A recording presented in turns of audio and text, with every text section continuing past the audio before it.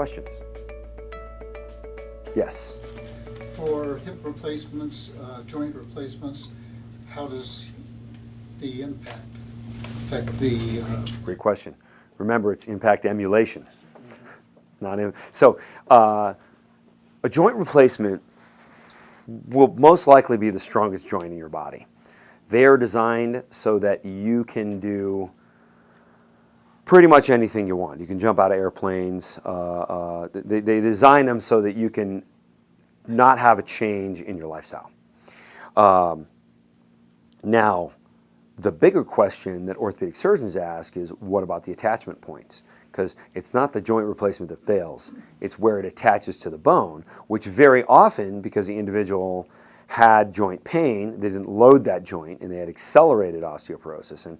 And so orthopedic surgeons are typically my favorite drinking buddies, because they understand that they don't want to put a screw in a rotten wood, they want to put it in a strong wood.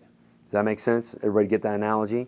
So when an individual has a joint replacement, they may be a little compromised in these attachment points. So where the screws go in, where the pins go in, the bigger one's the femur, they call it the nail, where they literally pound a huge piece of steel in down through the femur. And so what ends up happening, and I was actually, I had a time conflict. Unfortunately, I didn't end up speaking at a World Congress on Orthopedics, but I still have the presentation where we talk about the potential for strengthening a joint replacement with osteogenic loading, with impact emulation, because when you load that joint, the metal doesn't move, it doesn't bend, it doesn't deform, but your bone does. So as the metal is pushing on the inside of the bone and causing irritation in the bone matrix, that will trigger more calcification around that contact point, thereby strengthening the integrity of the joint replacement. Does that make sense to everybody? Yeah. Now, a lot of that is, that's based on principles of human physiology, and we don't have the data that's looking at pre to post on that, but the individuals who have had x-rays and MRIs around their replacement, it does confirm that summation of how that works. Yes? So it all makes sense, except it's such a little amount of time that you're on each machine. How is that enough? And should we be doing it more than once a week? Super question. Everybody get that? Everybody hear that question? Okay, so the adaptations that are seen with high impact, when a gymnast dismounts from the uneven bars, which is the biggest impact they get, how long are they under load for? 100th of a second, 10th of a second, depending on how you look at it. And we're doing each of these movements for 5 seconds. So by comparison, this is a marathon next to what they are doing. The reason we don't do it abruptly is because that's an out of control event. We want a highly controlled event. So that's why we load very slowly. And the reason we wait a week in between load exposures is because the metabolic rate of bone is very different than the metabolic rate of muscle, which is also different than the metabolic rate of like your cardiovascular system. So you can go for a walk and be out of breath, and an hour later you're ready to go for another walk. But if you train a muscle, like to fatigue, you need to wait 36 hours before protein synthesis is finished and that muscle is really recovered. Bone is just a different metabolic rate. Different tissues have different metabolic rates. The skin on your hand when you build a callus versus get a blister. Anybody into gardening knows that there's a certain amount of time that you can expose the abrasion to skin and you'll get a callus, or you'll get a blister if you do it too much. So that's why it's that particular set period of time. Yes? So earlier you were talking about the diabetes and metabolic disease. So was the loading in those studies different than the loading for bone health? No. Same load. Still once a week? Still once per week, right. Right. Yeah, because we're looking to create the protein. Well, everything is everything we're doing here, you have to let the bone recover before you can expose again. So once the bone adapts, this question's awesome because there's some logic here that really helps people understand. If you think about how it's impossible to squeeze a fist hard enough to break your own finger, right? And your central nervous system protects you. It's a process called neural inhibition. Now, the difference in how hard somebody can squeeze, you could say strength, but it's not really just strength because muscles are attached to bone, and when the bone is not strong, the central nervous system has neural inhibition to keep the muscle from firing, damaging that structure. So there's like a fail-safe system in the body, and only when the bone density goes up can less neural inhibition happen, or the neural inhibitory trigger gets pushed off to a different place so that we are able to engage at a higher degree and thereby turn on more muscle. That make sense? That makes sense? With the diabetes research that you were talking about the density Yeah. of myofibrils. Right. So is that once a week as Once a well? week, same Okay. protocol. All right. Yeah. In fact, I think there was one individual who was in both cohorts. The studies were running at the same time, but one of the people who fit both descriptions, they were measured for their blood markers for hemoglobin A1C, and they were also pre and post DEXA. Yeah. So metabolic disease, type 2 diabetes, is the inability to absorb the right things into muscle cells, whereas metabolic disease of bone is really osteoporosis. So there's a lot of similarity between the two, though, and then there's also the discussion of metabolic disease of the brain, like Alzheimer's. So it's inability to process. This is a much longer conversation, which would not be given by me. But it's just interesting because these things do have some interesting commonality. Yes. Could this help to prevent or prolong like a knee replacement or a hip replacement? Yeah, same answer. You can strengthen the surrounding tissue, the surrounding bone, can strengthen the contact points because you're doing the bending. The bone bends and distorts. In fact, in that up and down picture where you see unloaded versus loaded, you see the knees at a different position. But that was this device right here. This doesn't move. And the press plate doesn't move either. The movement was from compression of bone. Like the fixture doesn't move at all. Maybe a little bit of sponge in the pad, but when we see the knee drop 3 or 4 inches, the knee's dropping 3 or 4 inches because there's actually deformation of the bone mass. And with an implant, there's no deformation there, but there's deformation around it. And so as that irritation, everybody wants me to come up with a different word, but it's really, every exercise you do is an irritation to like muscle, right? So, people just need to get used to that word. So it's irritation of the bone matrix, and then as a response, minerals come in and build more structure around the contact points and can potentially thereby strengthen the integrity of the implant. So then you wouldn't even have to like go walk or do weightlifting or anything. You can just come in here once a week for 6 seconds or whatever. And I want to make sure everybody heard that question. Can you just forget about all the other health stuff that you're doing? I'm paraphrasing for you. Can you forget about all the other health stuff that you're doing and do this? I wouldn't recommend that. Like I like exercise. I like nutrition also. Every once in a while somebody comes in and says, "Can I still keep eating my?" No. Yeah. So there's obvious benefits from doing cardiovascular exercise. Anybody who goes for a walk, they get a circulatory benefit. I'm this close to coming to a really interesting meta-analysis about cardiac therapy that I don't think anybody's picked up on ever, which has to do with kind of like slightly elevated blood flow. So like I will never tell anybody to stop any type of exercise unless they're overtrained or, you know, yeah. What about calcium supplements? Did I leave that on there? No. That was like always my first question. I'm sure somebody's going to ask me about calcium. Calcium is a building block, right? So if you think about a weightlifter lifts weights and takes in extra protein, and they can build more muscle. What if they didn't ever lift any weights? They're Una's friends. They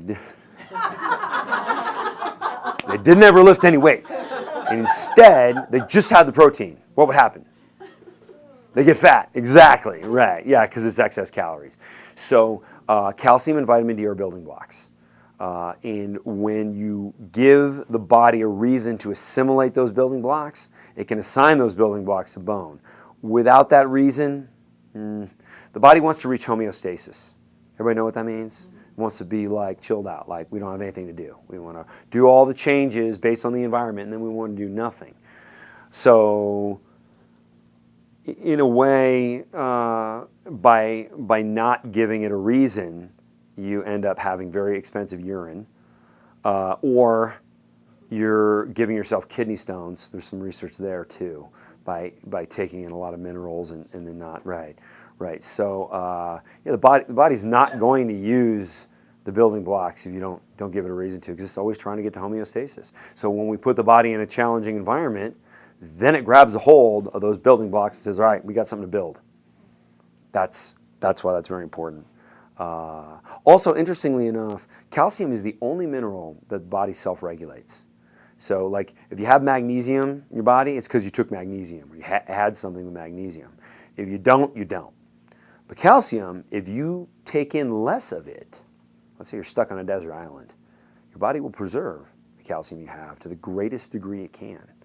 So what's very interesting, and there's some theory here, and this is one of the really fun arguments that goes on at the World Congress on Osteoporosis every year, is that there's a lot of theory and some evidence that shows that people don't take in very much calcium and they have whatever level they have and they hit menopause, then they start taking in calcium. But because they're taking it in, the body starts losing it faster because they flood the system with it. So from a mechanism standpoint, that's what happens. From a practice standpoint, from what's actually happening, there's so much conflicting research on that subject that, like I said, it's a very fun argument that happens every year. Nobody really has there's one in the back. How about osteoarthritis, like in the hands? Is this helpful with that? Because it's not like the major bones, but it's... It can be, for sure. Notice how I say it can be as opposed to it will. I want everybody to walk away with knowing that I say that, because people need to be able to engage at the relevant levels. So it's like, that's why I say not everything works for everyone. So somebody needs to be able to put force through those joints in the hands to trigger that adaptation. So that's important. Like, the good news is there's no downside to trying it. And this is something you say to your physician, and the physician says, well, I haven't heard of it, so it must not be the right thing. Well, when that conversation happens and you say, well, it's a physical medicine intervention. There's no downside, so I'm going to give it a shot and see what happens. Yeah, there's the only downside is potentially you're not able to put the right force through. Here's another thing I wanted to mention. Some people get to the relevant levels. They pass the 4.2 multiples of body weight loading in the hip. There's different multiples of body weight for, obviously the upper extremities, the spine, the core, but the one that we know the minimum dose response for is for the hip. And they don't grow bone. And for the first year or two, it was really interesting. Why isn't this working for this individual? Until we started requesting their physician send them for some blood work. Thyroid dysfunction. They have thyroid dysfunction. They can't properly assimilate minerals in a lot of different ways. And so then they can get that controlled, and then they can have the positive outcome potentially. So I hope that answers your question. Next. Yes. My son's an athlete, excuse me, and he's 8 years old, and he knows this builds muscle strength and helps with balance too, is that correct? Yes. He wants to know when he can get on that thing. Okay, he's 8. Pretty smart kid. Is he over 4'10"? Right about there. No. Yeah, he's got to grow a couple inches. So the limitations, this is impact emulation. And if you watch a kid in their normal play, they go through impact all the time. So we have a controlled environment for impact where they're doing out of control impact all the time. So yeah, it's certainly not going to have a negative impact with regular proper use and provided the biomechanics are normal and everything like that. But there might need to be some kind of hard, high durometer blocks that are put on the seat. And Lane, I can help Lane get a hold of the right ones, or Jolene knows where to get the right kind of blocks for people that are a little shorter. And yeah. We're actually from Boise. We bought the franchise like 3 days ago. So Okay. Well, can't wait to go to Boise. Yeah, this is Randy Weil, and he and his wife Jill have Boise. Awesome, Boise. I can't wait to go there. I'm serious. Good steak. You have good steak. I said I can't wait to go there. Yeah. Yes. I missed what you said about your mom. What was the time frame between when she started OsteoStrong to when her bone density normalized? I wasn't calling it OsteoStrong back then. It was just the thing in the garage. But it was the same idea. 18 months. 18 months. Now, I learned a couple things in that process. I was the first one to try this. The good news is you don't need to go through a human ethics trial board when you're testing it on your family. I had an FDA attorney who was trying to be really scrutinizing with me. She actually had to get up and leave the room. She was laughing so hard when I said that. So I did it on myself first, and then I tried it with my father, who's a very strong, athletic guy. And then she was third at bat. There was only her and the cat, and I had never explained to the cat how to use it. So I put her through, and I made her push to absolute 100% every time. I had a very kind of weightlifter mentality, and that was not necessarily the right thing. Nothing negative happened, but I pushed her a lot harder than I would ever push anybody here, because it's not a sprint, it's a marathon. We're trying to improve bone health, the integrity of joints. We're not trying to get it done in the smallest amount of time possible. So it went from being a very abrupt experience to being a more yoga-like experience. And it's really important. There was no biofeedback before. It was fed into like an Excel document, which she actually had to turn her head to look at if she wanted to look at it, which is what you never want to do when you're loading the body. So I had to yell at her not to look at it. Yeah, there's a lot of yelling. So this is like it would be a hilarious film if ever anyone were to make a movie about the creation of this. So what you guys are doing is a much more pleasant experience than what I put my mother through. And so it might take a little bit longer, but you're going to feel very comfortable. Seems to me really fast, actually, a year and a half.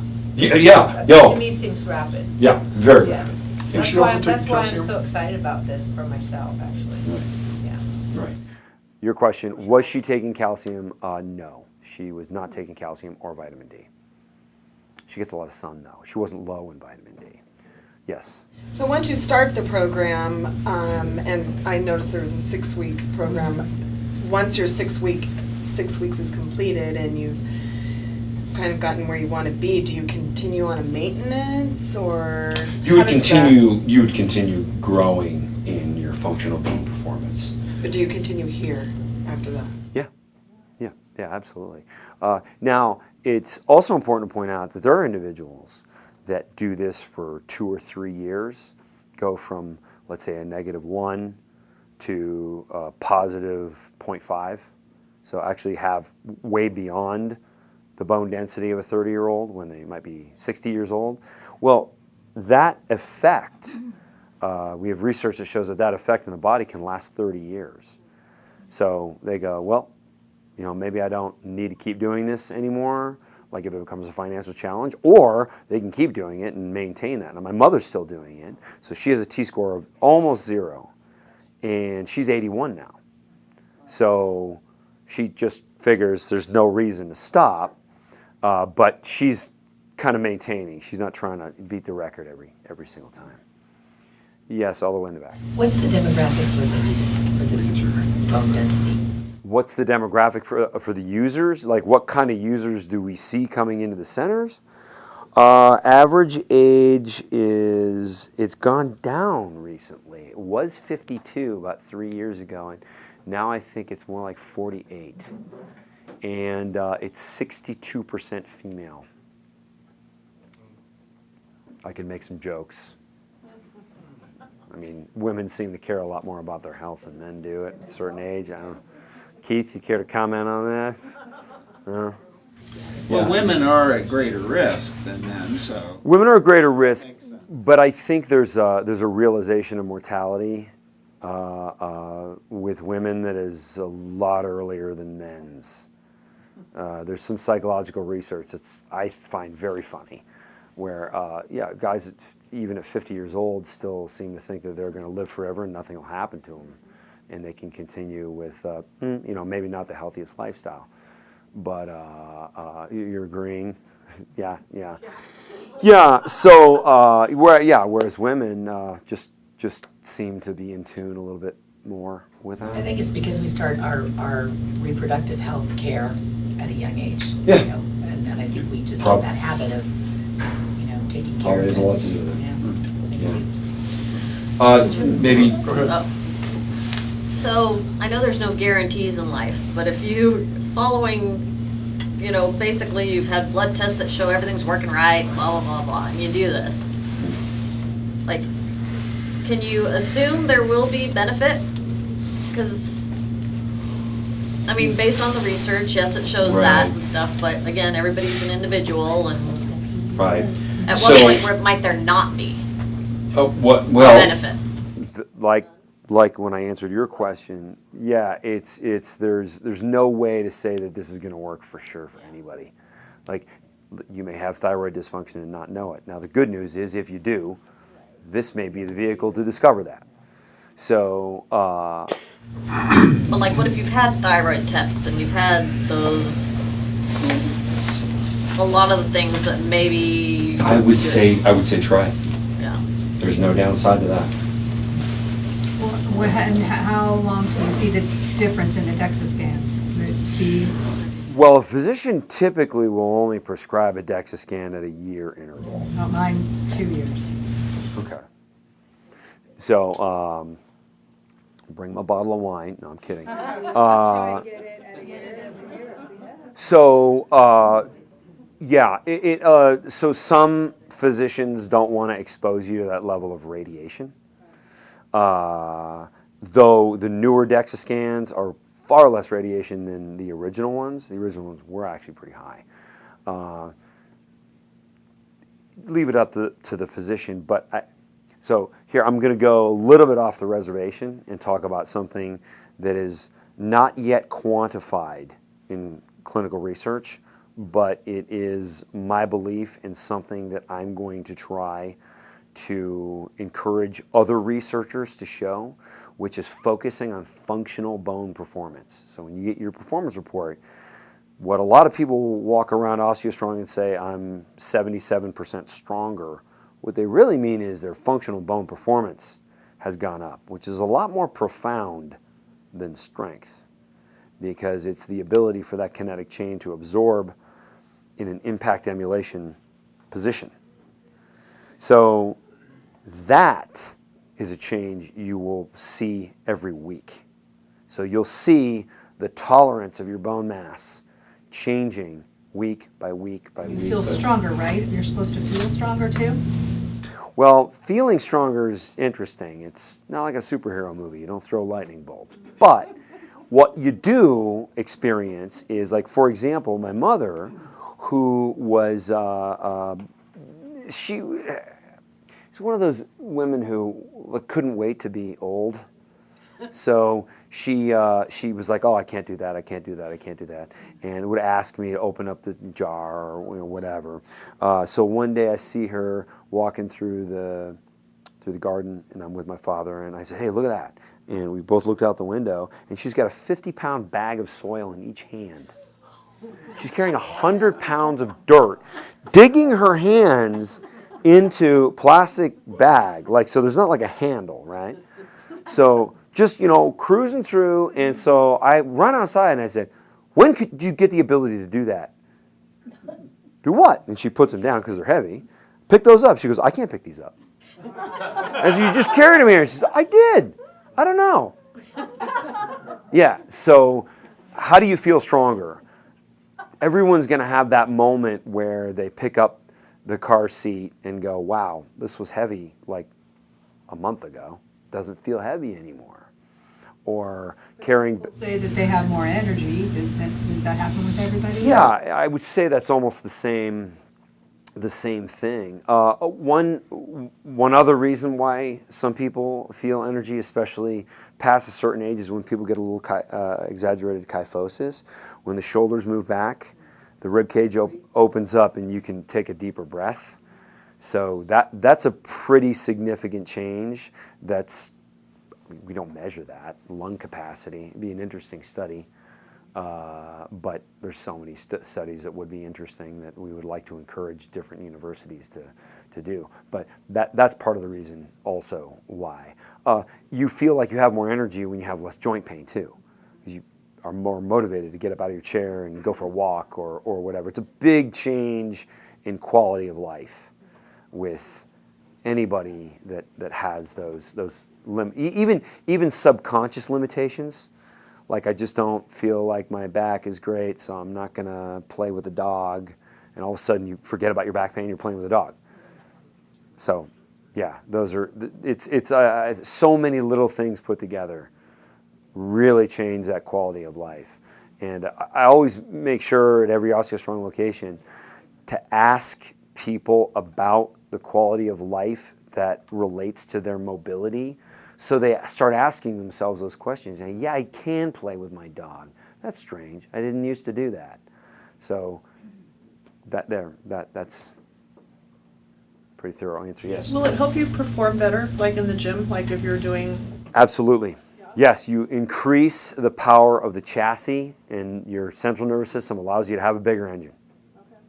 So the neural inhibitory process gets pushed off and to a higher point of force, and you can definitely engage the body to a higher degree. So do you do this once a week too? Yes. And then you lift weights, of course.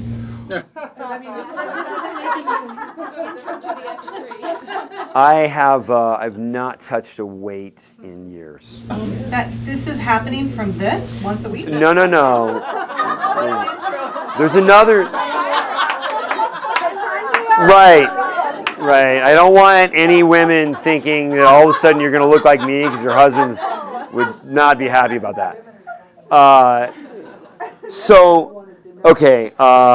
There's another thing I invented that has to do with reshaping the body, and that's here also. I'm just not talking about it tonight. It's called X3. It's very simple. It's something that they're going to show you how to use here, and you're going to bring it home.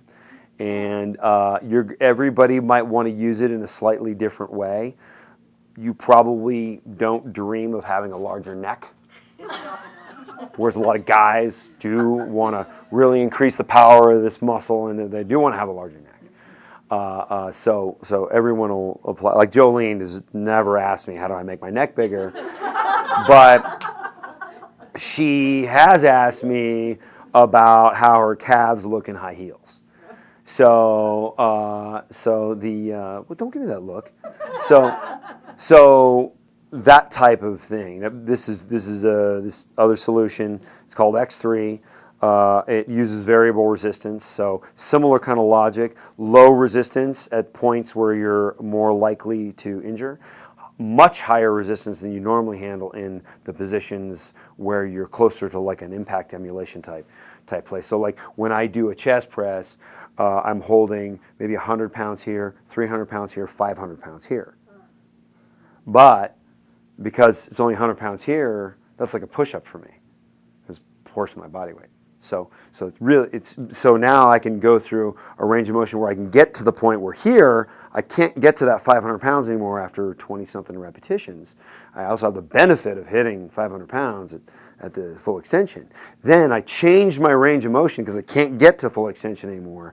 And then I go to fatigue here, and then the last few repetitions are here, so I fatigue the entire muscle through every range of motion, which is something you cannot do with weights. And how long does that take? So you're not spending hours in the gym? No, that takes 10 minutes a day. Yeah, so everything I'm working on really has to do with what the mechanism is to trigger the body. So this and X3, same kind of thing. And the cardiac product that I'm working on, same kind of thing. What kind of machine does the X3? It's simple. It's an Olympic bar with swivel hooks on it. It is the most powerful latex bands you've ever seen. And then there's a floor mount ground plate that has a channel that runs underneath where you put these bands underneath. So you select what band you're going to do depending on what exercise, if it's a deadlift, if it's an overhead press, if it's an upright row, curl, a bent over row. So there's about 8 movements that you can do with some alteration. And so you can fatigue the muscle in different ranges of motion from most powerful to least powerful. And that triggers, Cornell University did a study on this variance in resistance and showed 3 times the growth in the same period of time with already conditioned athletes. So it's really important to point that out because that's the hardest people to grow muscle in. And so they had 3 times the results in the same given period compared to the control group, which is why I call the product X3. Now, is that on the market now? Or? Yeah. You said it was here. Yeah. I know. After the talk. Yeah, you guys want to see that too? Oh, yeah. All right. Fire it up. Where is it? Yeah. When maybe we just last question and then we can bring it. My question: have you heard of the FRAX? Yes. Because the registered dietitian I attended classes said that's a more reliable way of determining bone density rather than the DEXA scan. Yeah. Let me explain what FRAX is to everybody. So FRAX is an acronym for some words I don't remember, but it's a survey which looks at your risk factors for osteoporosis. So it is actually, that's true, it is actually more accurate at determining your fracture risk than a DEXA scan, a survey. Amazing, right? Here's the problem when it comes to what we're doing is it takes into account absolutely nothing that you do with your life in regards to how to improve the situation. So it assumes that osteoporosis or not osteoporosis, there's absolutely nothing you can do about it. That's what I don't like about FRAX, because I know that not to be true. There's 3 slides back, there's 25,400 studies that indicate that that's not the case. So it's an amazing exercise of statistics that drove the creation of FRAX, which is why it's awesome. But it really only has to do with what your risk factors are. So like, for example, it's going to ask you, do you ever have a family member that had a fracture? Have you ever had a fracture? Do you smoke? Do you drink? Like 6 or 7 really simple questions.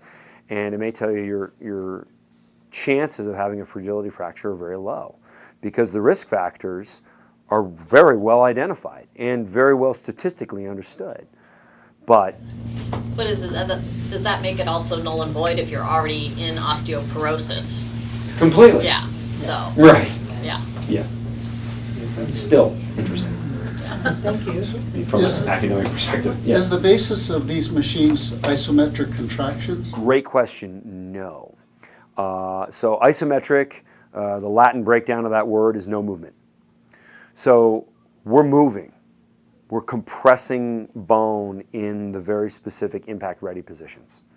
So they wouldn't be described as isometric. And I'm glad you asked the question, because when you look up isometric research, there's it doesn't really do a whole lot, because you just did this, like Jack LaLanne used to do this as like his upper body exercise. Well, the problem is that's really terrible loading for like the pectorals, because the pectorals are at the shortest position here.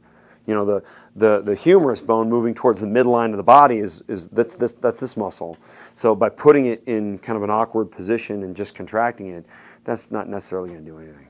So yeah, not isometric. So that'll be the last question, and then thanks for coming and listening. Yeah.